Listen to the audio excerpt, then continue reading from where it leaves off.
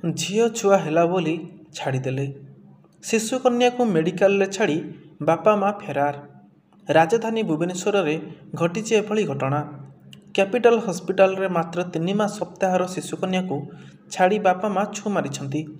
ନୟାଗଡ଼ରୁ ନବଜାତ ଶିଶୁକୁ ଚିକିତ୍ସା ପାଇଁ ଏସସିବି ମେଡିକାଲରେ ଭର୍ତ୍ତି କରିଥିଲେ। ପରେ କ୍ୟାପିଟାଲ ହସ୍ପିଟାଲକୁ ଅଣାଯାଇଥିଲା।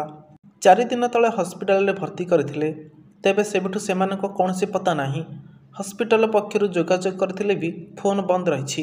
ଥାନାରେ ଏନେଇ ଏତଲା ଦିଆଯାଇଛି। ଏବେ ଶିଶୁକନ୍ୟାଟି ଏସ୍ଏନ୍ସିୟୁରେ ଚିକିତ୍ସାଧୀନ ଥିବା ସୂଚନା ଦେଉଛନ୍ତି କ୍ୟାପିଟାଲ ହସ୍ପିଟାଲ ନିର୍ଦ୍ଦେଶକ।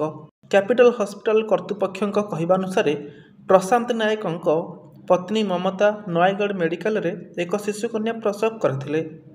ଛୁଆର ଓଜନ 860 ଗ୍ରାମ ଥିଲା।